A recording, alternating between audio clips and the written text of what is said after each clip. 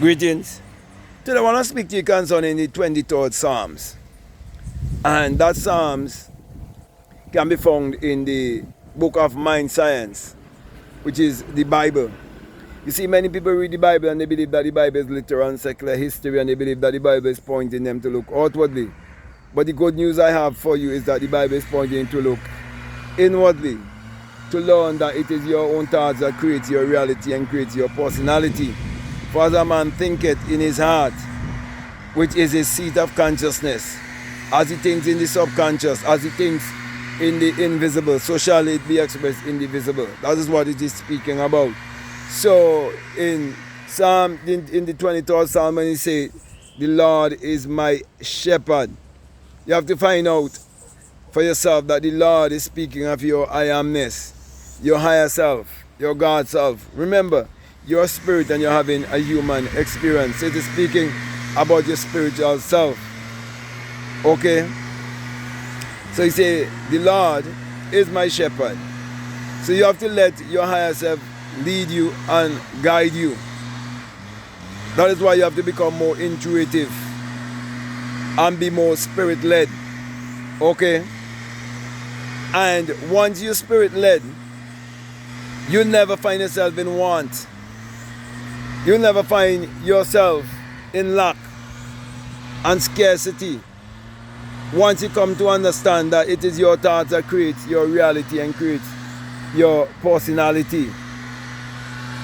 As long as you understand as a man thinks, so is he. That key will help you to understand that there is an infinite, divine, immutable law of mentalism, which clearly states that everything was first a thought, it was first an idea, and it was first imagined. Therefore, if you are poor, you're broke, you're miserable, seem like you can't make ends meet, and so on, it is because that is what you are thinking. That is your perception. That is how you see yourself.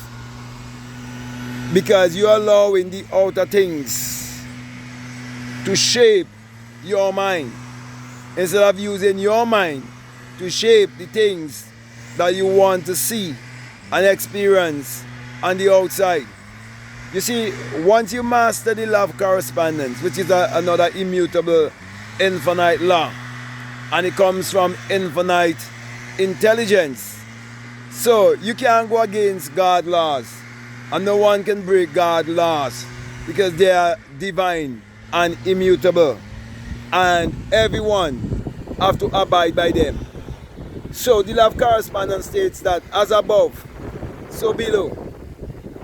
As it is within, so is it without. Well, I want to say to you, just as you can look out in nature and you can see a physical garden with soil and plants and weeds and all of these other things that the farmer have to deal with, and the farmer have to walk the land, till the soil, and you have to plant the seed to get the harvest. So too you have to see up here, your mind. You have to see it as a garden, and your thoughts, they are seeds, and you're sowing these seeds. So if you find yourself in a place of wanting, it is because of how you are thinking. You see, all poverty is actually a lack of imagination. It's poverty of imagination. It's you not utilizing your imagination. It is you not understanding the power of your imagination. It is you not understanding God in man is man's awareness of being, in other words, man's imagination. So you are imagining that you are living in a world of lack and scarcity, where there doesn't have enough to go wrong, and so on, and that's why you're getting that result. And the reason why it is so easy for people to fall in such a state of mind, it is because of the way how we were raised. For example, whenever we enter into the school system makes we believe that we are living in a competitive world, a dog-eat-dog world, and we have to compete. But when you understand that there's more than enough in this world, and you understand that all of these things that have been set up in society, it all came from the mind, and it is all because of mind power, then you would realize that there's no one on this planet that is different from you, because they have a mind just as you have a mind, but they just arrange their mind in a different way than you. So then you start to work on rearranging your mind. Then you will understand how you can transform your life by the renewing of your mind. You see? So when you start to get these kind of experiences, then you would know why it is stated that as long as God is your shepherd, you shall never be in want.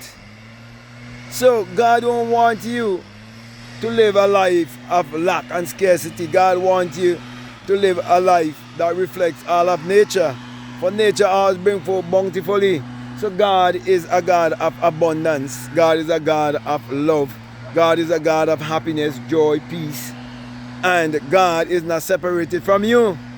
You see, the biggest problem with people who are not seeing results in their life, asking things the way how they would like to see things, it is because they're not being honest with themselves. For example, if you're told to try me now and see if I wouldn't open up the floodgates of the windows of heaven and pour you out a blessing that you would not have room enough, okay, to store that blessing. And for years, over 3 years, 4 years, 5 years, 10 years, 15 years, you've been paying tithes, you've been paying offering, and you still continue living from paycheck to paycheck, and could hardly make ends meet, you just barely making it. Okay, and there's so many other people all around you who are prospering and who are growing and expanding in every aspect of life, and you still the same place, being stagnated, and you're trying to change everyone else except yourself. And you thinking you have an enemy outside of yourself when the enemy is within. Everything starts within. Everything is created twice, first in the mind and then outer, in this outer three-dimensional physical world. So until you learn to take responsibility, you'll be able to quote all of these scriptures but never live them consciously in your life to really understand why you're told that as long as God is your shepherd, you shall never be in want. So why there are so many religious people that are broke? Why so many people who are religious cannot believe in themselves? I've heard a man say he believes more in Jesus than himself.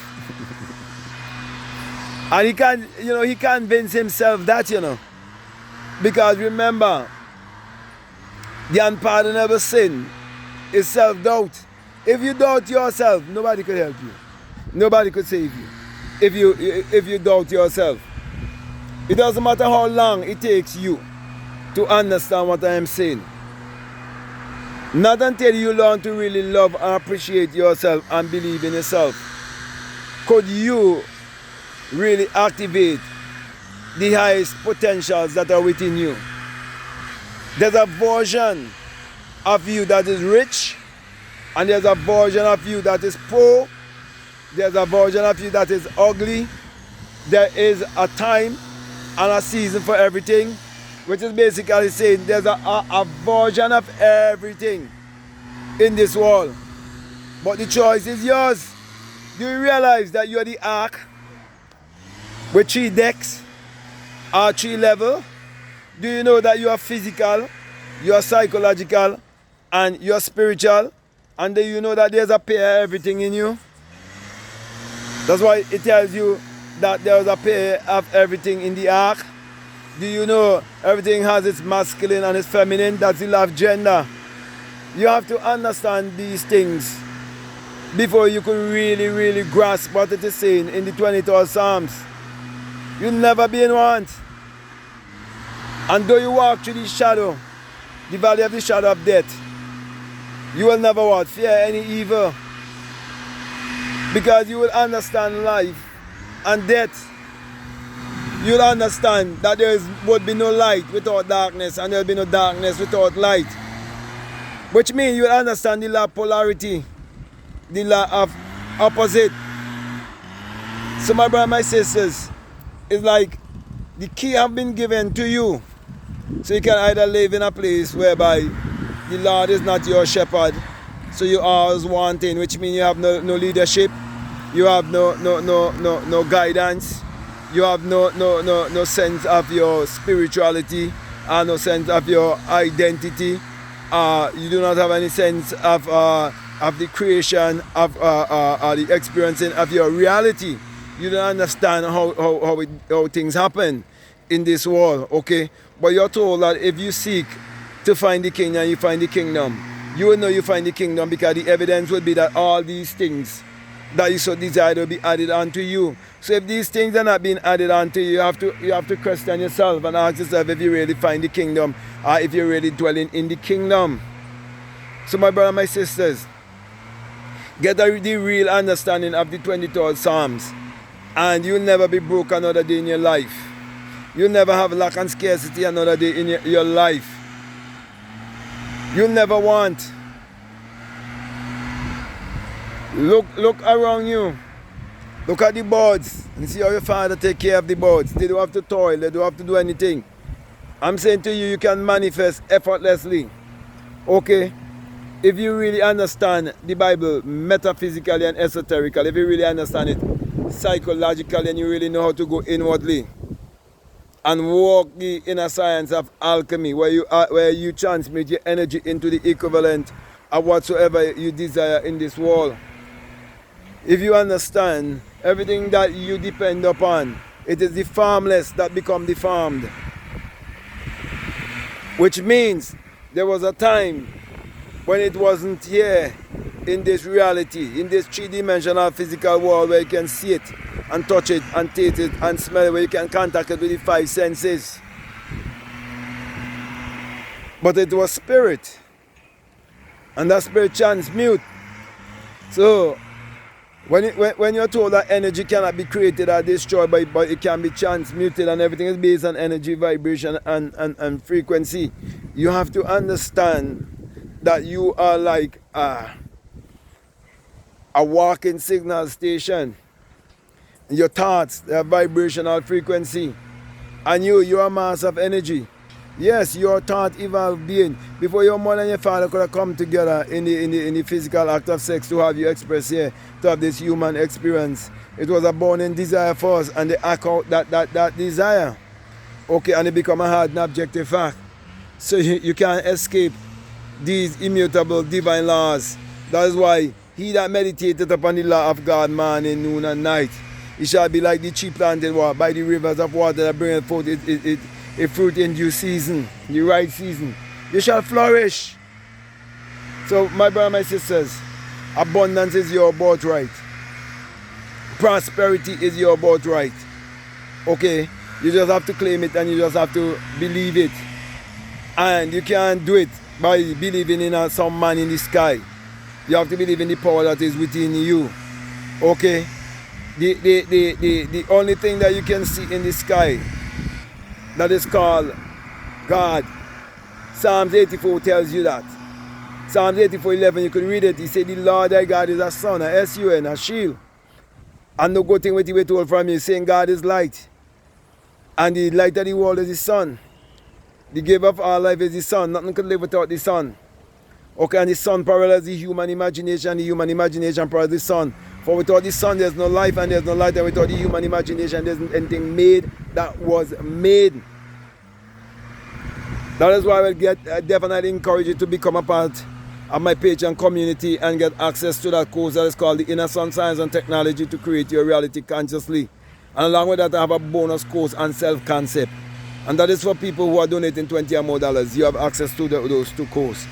Okay, and learn that the sun and the human imagination are one, and that God in man is man's imagination. Okay, so it is what is behind the sun, the power behind the sun that giving us everything that we need, everything you will ever access on this planet. It getting it straight from the sun, and inside of you is a central sun, a S-U-N. Yeah, you have your solar plexus.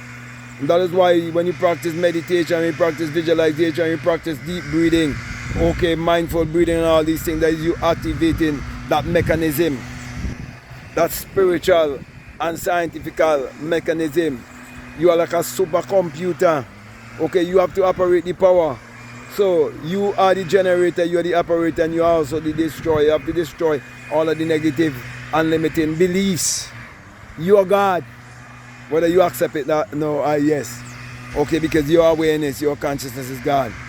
If you do not have life, you can't even say God. Okay? Everything is in the life. So with that being said, my brother, my sister, I can go on and on and on. But I'm going to come to a close here, and I want to definitely encourage you to like, to comment, to share this video, especially if this is your first time and you haven't subscribed already. I'm definitely encouraging you to do so and turn on that notification bell that you'll be notified whenever I upload a video. Also, if you like to do a one-on-one with me, you can do a one-on-one with me on an app called Faithia. Okay? The link for Faithia is down below, or also you can reach out to me directly and we can set up a one-on-one. Okay? So the choice is yours. Also, I think I would have said everything, but before I leave you, I just want to remind you that you must check out all of the links that are down below and let your intuition definitely lead you and guide you into what to do. So with that being said, I just want to say peace, love you all, out.